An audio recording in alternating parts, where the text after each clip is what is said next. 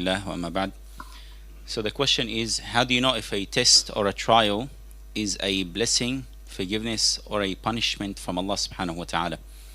The scholars say there are contributing factors for you to determine whether this test is a punishment or a blessing from Allah Azza wa Jal. The first factor is your life prior to this test.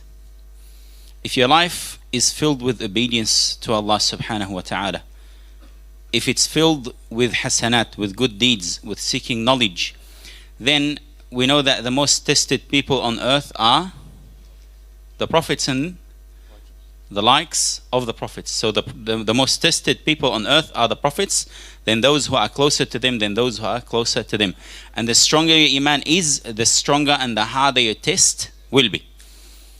If this test comes to a person who's completely off the plot, completely away from deen, lives a life of sin, has nothing to do with deen despite being a Muslim, then most likely this is a punishment from Allah Subhanahu wa ta'ala, or there's an exception here, or it could be a wake-up call. How can you determine whether it's a punishment or a wake-up call? This is where the scholars speak about the other factor that determines the reality of this test, which is what comes afterwards. Now, as a believer who lives on deen, gets tested, you're patient, and you get rewarded.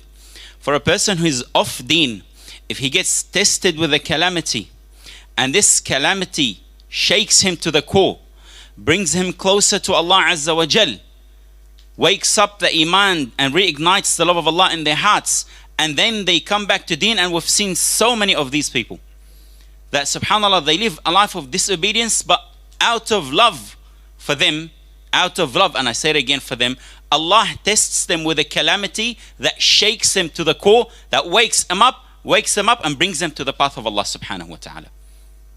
And the examples are many.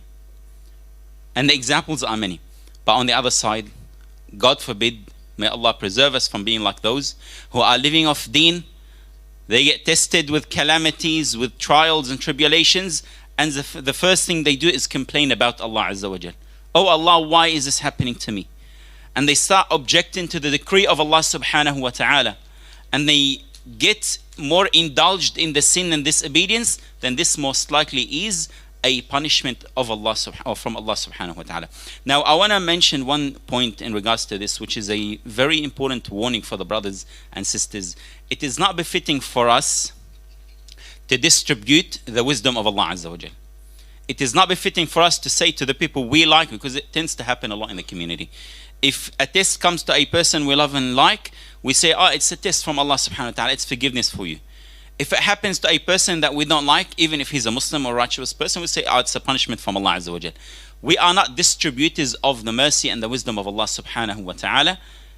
We use those tests and trials as reminders, and as I mentioned, we take the criteria that we've mentioned, as the scholars said, the life before the test, before the calamity, and your response to the calamity will determine whether it's a blessing, it's a test, or if it is a wake-up call from Allah Subhanahu wa ta'ala. Jazakumullah khair.